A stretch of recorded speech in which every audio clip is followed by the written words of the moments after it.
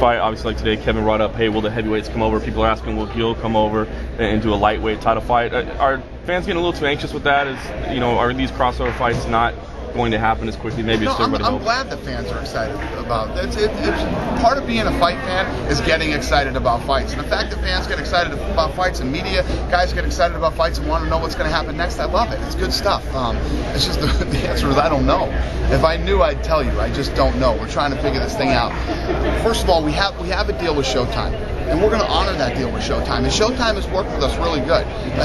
I can't believe you guys are going to hear me say some positive Showtime stuff right now, but to be honest, and no joking, they've been great with us. We've worked together very well, and we'll see what happens.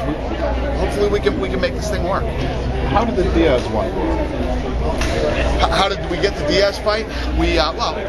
People were screaming for it and clamoring for it.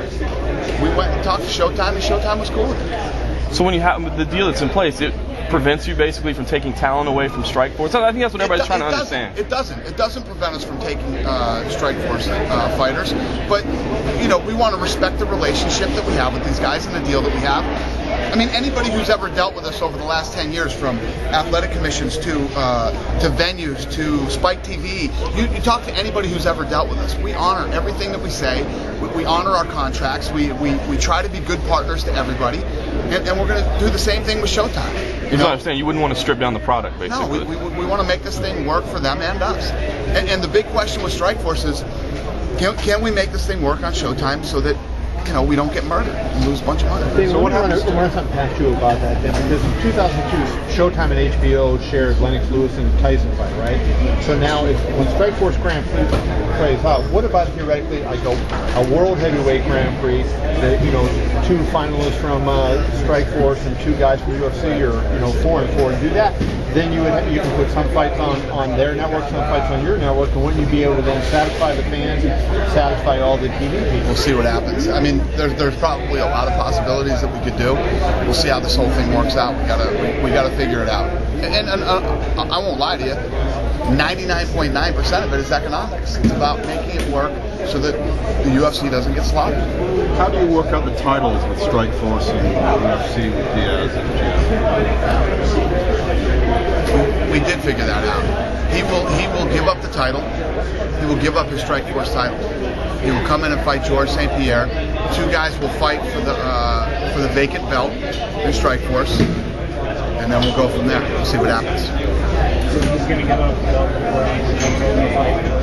Yeah, he'll give up his title. He'll vacate that title. Have you decided who's going to fight for the vacated title yet? Not yet. Is Diaz a one-off, do you think, or could you do this with others? Who knows? We'll see what happens. Again, it depends on. There was a lot of demand for this Diaz fight. Diaz came out and looked nasty in his last fight, and it made people interested and wanted to see him fight Georges St. Pierre. Is he different than he was in the UFC in your opinion? Yeah, obviously he's a lot more experienced. He's had more fights. I think he has a completely different attitude than he used to have when he was in the UFC. Has he learned to play the game? That is the $1 million question, my friend. That is the $1 million question. I sat down and I talked to him, and we'll see how that went. We understand that he has a contract where he can fight in both organizations. Well, will Strikeforce and the UFC? Do you know if that's? No, he has a UFC contract now. Okay. He has a UFC contract now. If things didn't go well, there'd be no problem with him fighting over in Strikeforce. He'd still make the same money. It's not the same company. It's not like we'd say, now you're going to Strikeforce and you got to do this. Diaz is stepping up. He's going to take this big fight with Georges St. Pierre, and we always make it right with the guys. So we'll figure it out. Have you already started to sign flyweights? And how many of them? We haven't yet. We literally made this decision yesterday or the day before. Well, what was it that pushed you over the edge? We need more fights.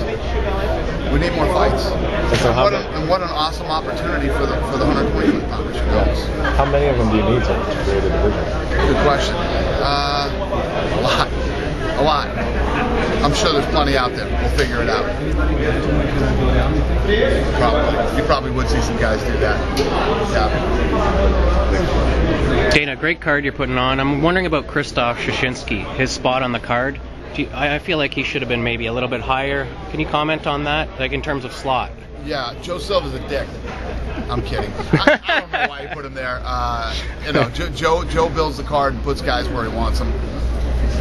That's the way it is.